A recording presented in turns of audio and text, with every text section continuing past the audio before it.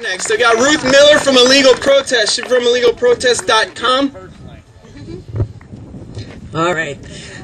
Good to see you guys out here today, and thanks to Joe Miller, who really has never done stuff like this before and organizing, did a great job getting a good PA system. We want to buy it, I think.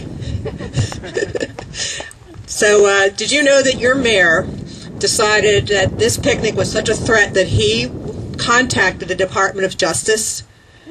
You see what a big threat we are. You know, all these tourists. So I thought that was rather funny. Do you like the way things are in Shenandoah right now? No. He walked down the road. Oh, well, maybe he can hear us. He's probably listening from the corner. No, earlier he walked down the road. Figures. So do you want to change how things are in Shenandoah? Hell yeah. Hell yeah. Okay. So Mayor O'Neill is treating all of you like racists and like domestic terrorists. And he is supposed to be your mayor. So you need to kick him the heck out of office. If you can't, we did some research, and it may be difficult to do.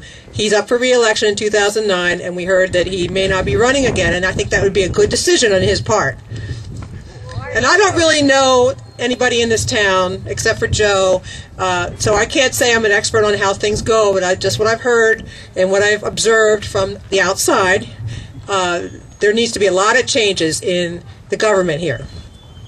So this is what Americans do when things need to change. They work together. They have a right to assemble in a public park, and don't let anybody tell you any different. They're going to make it difficult.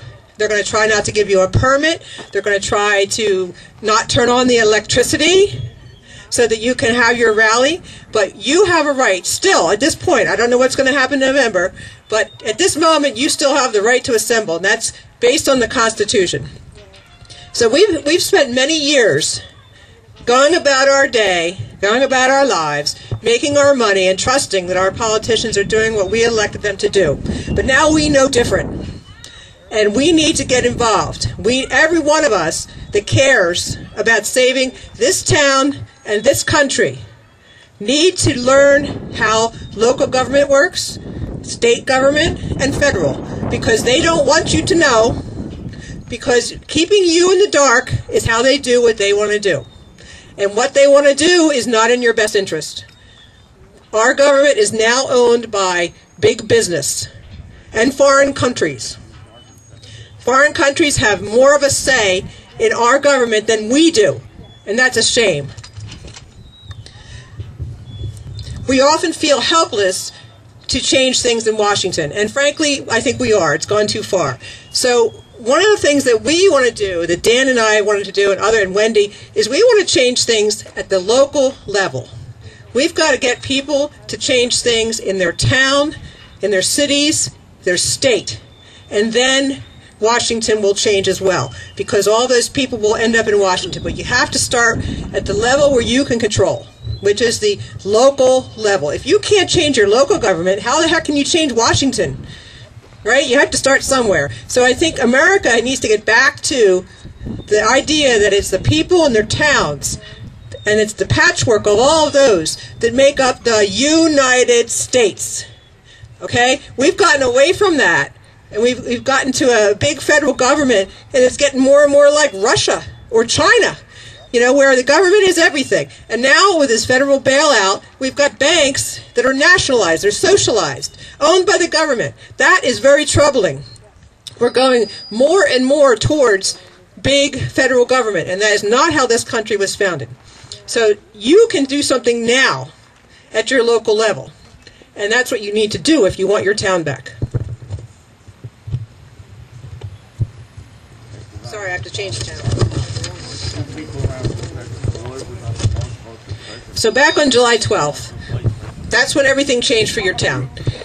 It was a definite moment of change. It had been sliding towards this point probably up until July 12th, but suddenly you found yourselves at the epicenter of this entire national debate, and that you're just thrust into the whole thing. It's terrible. Now, I'm not seeking to demonize the illegal aliens who have come to your community, but they don't belong here. They need to go home, and your law enforcement People need to do that and need to act on your behalf. I mean, if we were in the shoes of some of these illegal aliens who had a horrible life, we would probably do the same thing. We have to have compassion for them, but we have to give them the compassion to go home. We often hear the argument that deportations are separating families. Okay, well, they're separating from their family to come here.